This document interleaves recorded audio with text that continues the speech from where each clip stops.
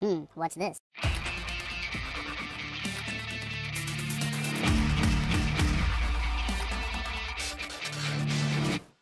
Hello, welcome back to the Freak Show. Bumpy McSquigums here. I want to thank you all for joining me as I continue with my Let's Play of the Dwarves. In the last episode, we had a very epically long, ridiculous battle, but we survived it, and we are going to return to Torbrook, and then maybe go down to that spot. I don't know what's happening. That's fine. The village seems much emptier than on your last visit. Most of the workers must now be underground. Okay, go through the mine to the entrance of the orc camp. Oh, so what I just did was not the same, or was it? I don't, I'll look at what the trader has on offer. I feel like we just did stuff that I don't know, maybe we didn't need to do. Alright, let's leave the village. Let's head over to this thing. This might be a mistake. You enter Seaton and take a look round. Can we the finish? priest is lost in thoughts. I don't understand why we can't seem to finish most of these missions. Like, we still have quite a few of them, right? The Journey of the First Lanes, what is this? The Blind Guardian? In the mountains you have found some kind of coliseum. A guy named Henson claims that there have been legendary feasts in times past. According to Blind Guardian, big statue. Oh yeah, we still need to go from here down to this spot. That was where we wanted to go for that. I think we have enough food now in our possession to actually do that. So let's give it a shot. Your path leads you once again to the Minstrel Castle Tavern. The warm, familial glimmer from inside is, as ever, inviting. Alright, let's look at the surroundings. Yeah, we did that. Alright. Let's leave again. Let's go to the next place. There's still a roaming group of You arrive at an empty jetty on Lake Anteria. You can see several fishing boats on the lake, and there's a small village on the other shore. Ah, Pulbrook. What an idyllic little place. And then there's the miller's daughter. Alright, let's call him over. Hey there! Would you be able to ferry us over to the other side? At first, you think the fisherman hasn't heard you, but then he turns around and heads towards the shore. When the boat has almost reached you, the fisherman calls back. Dwarves, are you lost? Oh well, whatever. I am Samuel. If you wish to cross, it'll cost you. Food for 10 days or 20 gold, whichever you prefer. Not at the moment. It definitely wouldn't be the food. Thank you. Well, no skin off my nose. If you change your mind, you know where to find me. Indeed, sir. I don't think crossing the river would have been any level of good for us. Not necessarily bad, but not really good either. Alright, let's head here. The size of the fields and the farmsteads grow as you get closer to Ferenciensis, the old border city in the north. The old city wall is much too small for the size of today's settlement. Everywhere little cottages, and even the odd magnificent estate, extend beyond the wall. The house that Henson was talking about must be somewhere on the south wall. We need the bell if we're going to open the path through the mountains. Alright. Go to the Grand Archive at that place that I can't pronounce. I'm not going to try to. We can go to the Collector's House, or let's go to the Collector's House first. You follow the street to an estate on the south wall, which is surrounded by a fence. The paved path to the door is lined with hydrangea. You knock on the door gently, and after a while it is opened by a chubby man in expensive clothes. The man gives you a fleeting glance. We don't want to buy anything. He intends to close the door again without waiting for your answer. Huh, how rude. Wait a minute. I heard you have a rare bell. Wait, I've been told you have a rare bell? Fire Eater. The man pauses. Fire Eater? How? Before he can finish what he's saying, a red-haired woman pushes past him. She is also wearing expensive clothes and is heavily made up. After she gives him a stern look, the man disappears into the house. She scrutinizes you with greenish-blue eyes. How do you know about that, Shorty? She called me Shorty. Someone in the city told me. Yeah, we'll do that. I heard from someone in the city. In the city.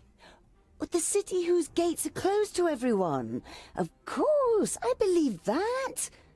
Go to Tion, groundling, and don't come back. Before you can reply, the door is slammed in your face. Well, darn it, we didn't go with You go honesty. back to the rest of the group. Doesn't look like it went too well. Maybe I should try my luck, Tungdil. I can be very persuasive.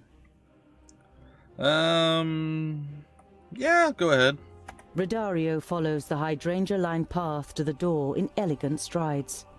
He knocks on the door energetically, and a little later the door is opened by a red-headed woman. When she sees Rodario, her expression lightens. She opens the door fully and takes a tentative step forward. What can I do for you? Are you a singer? An actor? Or a lute player?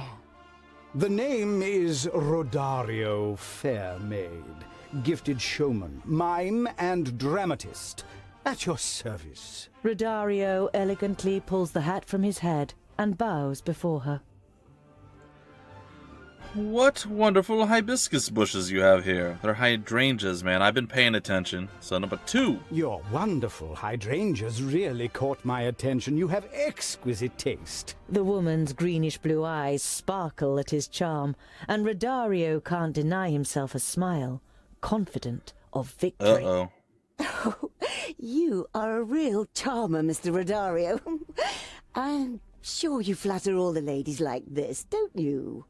Oh no, by no means, my love. I just can't avoid it when I see beauty such as yours. Oh, don't play with my feelings, Mr. Rodario. You probably haven't even noticed the color of my eyes. She playfully green- turns her head away to hide her face. Green-blue?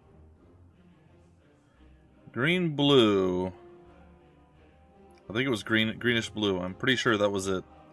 I'll never be able to forget your greenish-blue eyes as long as I will live. never be able to forget your greenish-blue eyes as long as I live. A smile follows, then a glance from those eyes, which are indeed a greenish-blue. Yeah. It would seem to me you have a skilled tongue and a love of details. Anyone who does not notice your beauty must be walking through life with eyes closed. In terms of my tongue... Oh, Mr. Rodario. How about a private presentation of your skills? Rodario lays an experienced hand around the woman's waist and disappears into the house with her. At your service, my dear. Oh my. After an hour, Rodario comes out of the house with a broad grin on his face and the bell in a bag. The bell, as ordered.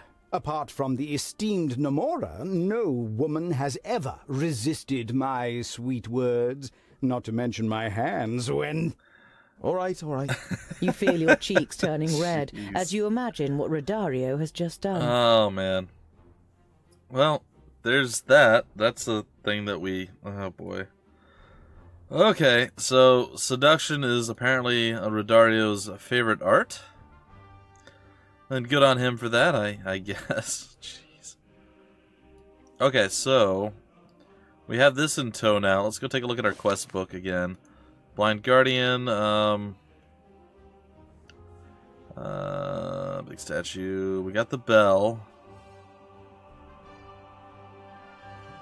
Use feast to ring a bell. Doesn't really tell us much about it, so I'm gonna guess.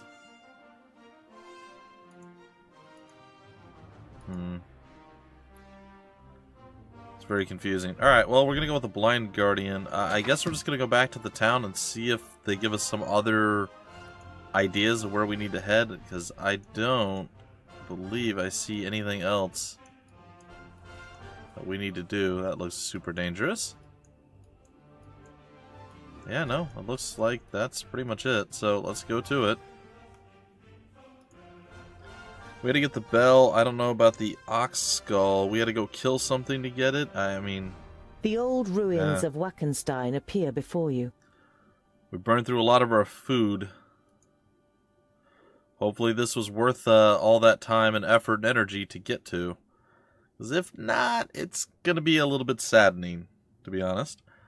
I will not be enjoying it at all, to be honest. To be honest. Though that was actually, let me rephrase that. That was still enjoyable. It was still funny and worth seeing, but it's gonna depress me if we run out of food because we still can't get to what we need to, get done. Well, at least he moves this time. He wasn't able to do that before. We weren't able to move the camera either, so this is good. This is a good start. We can look at the bracket here. If I've understood correctly, the ox skull is to be burned on this stack of wood. Okay, what else do we got? Fireball. Let's try that again. Henson said the herbs should be burned in a bowl. This must be the bowl he meant. Now we just need the herbs. Yeah, we just need the herbs. Isn't it herbs? Henson, do you have a minute? Have you found Elga? What do we have to do to begin the festival? To begin the festival, we need the ox skull, the fire eater bell, and the vervain, right? Exactly. Then we need to set the skull on fire, ring the bell, and burn the herbs. And then it happens. You're quite sure you're wasting your time. A huge festival in the middle of nowhere? But you pin your hopes on there being a spark of truth in every story, and that somehow a path will open up through the mountains when you carry out the old ritual. Okay. See you later, Henson. Let me know if you see Elga.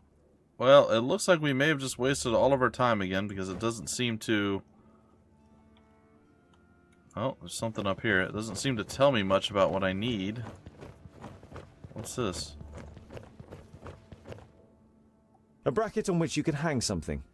Must be for the bell that Henson mentioned. Ah. Well, we have the bell.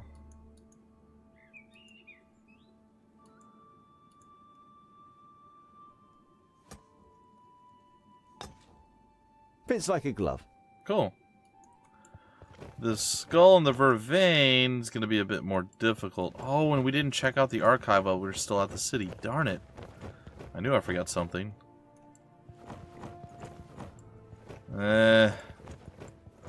Well, ladies and gentlemen, I don't know how good or bad this is going to be, but we may have to abandon this quest and just go past that orc group that we dealt with. Like, we can't go through there, but this opened up.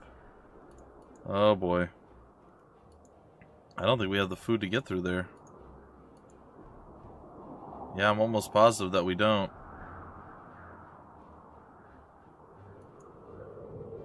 The village seems much... Please tell me you have some more food. Oh, he doesn't have more food. That's not good. A hard path lies ahead of you, down into the valley, and then up into the snow-covered mountains. It will be difficult, if not impossible, to climb back afterwards.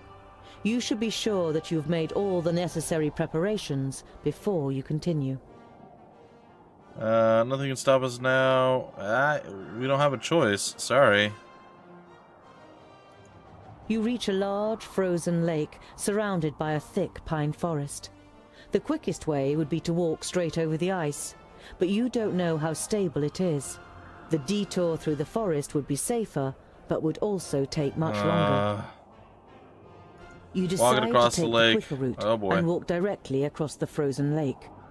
The ice carries your weight and you make good progress at first. But after about a third of the way, the ice begins to rumble and some cracks begin to form. Let me go ahead. I am the lightest and can search for a safe route. She may be light, but I know all there is to know about ice. There are frozen lakes that we cross up in the Brown Range during winter. Let me go ahead. I don't fancy falling through the ice on account of some long un. I can't vouch for Goimgar, but it's true that the lakes in the Brown Range often freeze over in winter. We always played on the ice as children. Alright, we're sending Goimgar ahead. Goimgar takes over leading the group with unusual confidence. He warns you about the fragile places in the ice, and sends you back more than once when the route taken turns out to be too dangerous. You reach the other side unscathed, and even Boindil nods his recognition to Goimgar. Oh boy. It was nothing. A proud grin flits across the face of the otherwise gloomy-looking gem cutter. While you rest under a ledge at noon, Rodario and Fergus decide to go ice fishing, and the dwarves immediately pronounce their opposition. Ice and water are both treacherous. They entice you to them. Before you know it, you disappear into them forever. Like in a marriage, you mean? At first the woman entices you, but if you stay in her arms like a good boy, the good life is over all too quickly. The good life, in which you go behind the backs of other men, get beaten up, and one day die painfully of a sexually transmitted disease. All slander, my dear. Rodario bares his teeth for a moment, and then follows Fergus to the shore. He reminds me of a billy goat we used to have. Mounted everything that got in its way. One day, he mounted a goat that was standing too close to a cliff. The two of them fell down the cliff in the best of spirits. Oh my gosh. That's great. Well, they went ice fishing. Are they going to bring any of it back? Come on, guys. It snows all day, and the cold wind continues to get stronger. The dwarves trudge stubbornly on, but at some point, Fergus can take it no longer. Oh, we are walking right into the eye of a blizzard. We have snowstorms in the Brown Range, too. If you get caught in a storm while hunting, you simply wait it out in a snow cave. The blizzard will be on us before we can build a snow cave. We should look for a sheltered spot and light a fire.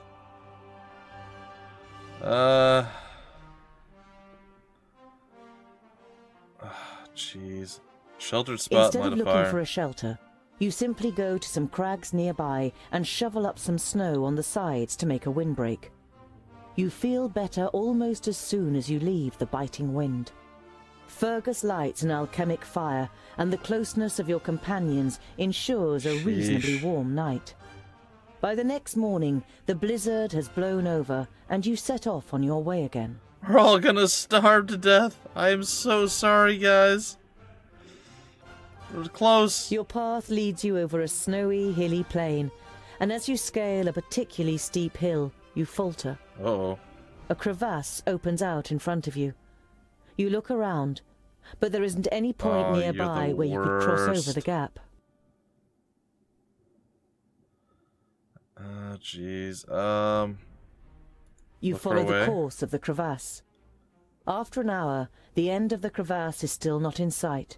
However, you do find a cave that slopes down softly parallel to the crevasse. Well, let's explore the cave. You are afraid that you might get lost in the ice cave and freeze to death in misery. But ultimately, your curiosity is rewarded.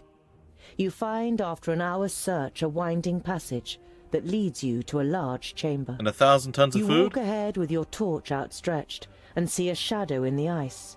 You step backwards in shock as you realize that it's the body of a frozen human. Desperate times, desperate Something measures. glittering in the floor grabs Goimgar's attention. An ornamented gold shield. Ooh. Part of it is frozen into the ice, but it should be easy to free. Pure gold! This thing must be worth quite a bit, though it would be completely useless in a fight. It does sound like it. Wouldn't that be like tomb raiding? Your companion doesn't answer. I'm gonna leave the shield behind. We aren't grave robbers. It doesn't feel right. We'd best leave the shield with its owner. You take a short break and then look for a way back to the surface. You find it quickly and continue on your way without any further delay. I'm sorry, I'm starving, everybody. We're so close, guys. Don't leave me. Love me. You finally arrive at the entrance to a valley that curves its way towards Ironhald, the firstling stronghold. Okay, we made it. Despite all the weird side paths and everything else that we did and stuff, we survived. I don't know what the bad effect of having no food is. I assume maybe we don't heal, or maybe we get hurt or wounded or injured along the way because we're starving. I'm not certain.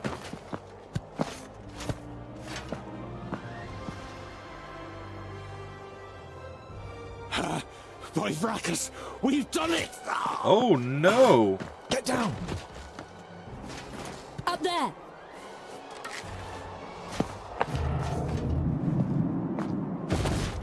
Oh dang, she's back. I can't maintain the spell for long. Put him on Goimgar's shield. To the gate. Quick!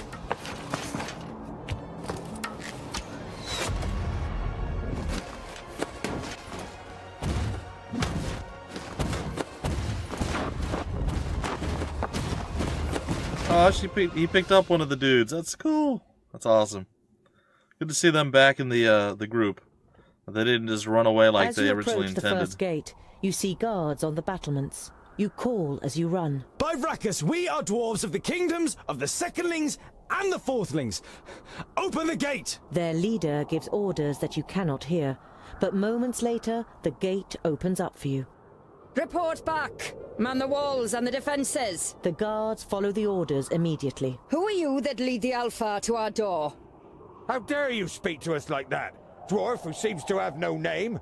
Boindil steps forward before you can stop him. I am Boindil Doubleblade, a child of the smith of Burrowin folk. And that is my brother Boindal, who needs a healer immediately. The commander pulls down his scarf, and his face leaves you speechless. Only a dwarf could make such a fuss. Ballandr Steelfinger.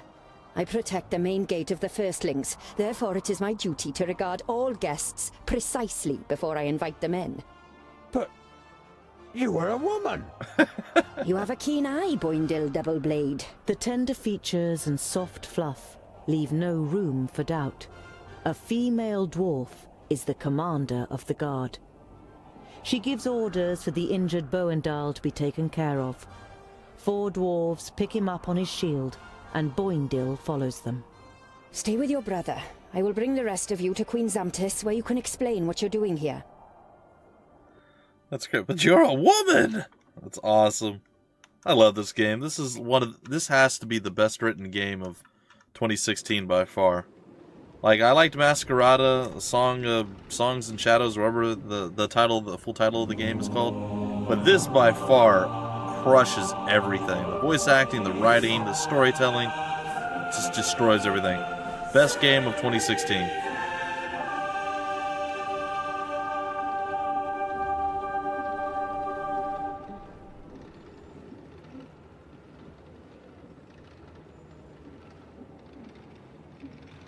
Well, that doesn't look like something I want to try. Ooh. Well, that actually wouldn't bother me. But it still looks questionable, you know? Gotta step on or off at just the right time. It's like escalators. I know some people freak out at them. They don't really bother me, so... First I was like, I wouldn't want to... Yeah, no, it's fine. I'll shut up now. You guys can enjoy the rest of the... Come closer, and be welcome to the kingdom of the firstlings. Stuff. I am Tungdil Goldhand of the Fourthling Kingdom. You introduce your companions one by one, not forgetting to mention the twins and the Mager too. You then explain the reason for your visit. You report on the advance of the Perish Land, the death of the Magi, and the dispute about the next High King. The dark brown eyes of the Queen fix on you for a moment before she speaks. What you report sounds very serious, Tungdil. You can be sure of the support of the firstlings. How may we assist you? We need your help to forge Keenfire. We are headed to the Fiftlings in the Grey Range. Keenfire. There is only one way to defeat Nodon. Keenfire. To forge it, we need the best smith your kingdom has to offer. Help us, and thus help your kingdom, my queen. The Queen considers, then nods. So be it. Could there ever be a better time to revive the old commonality of the kingdoms?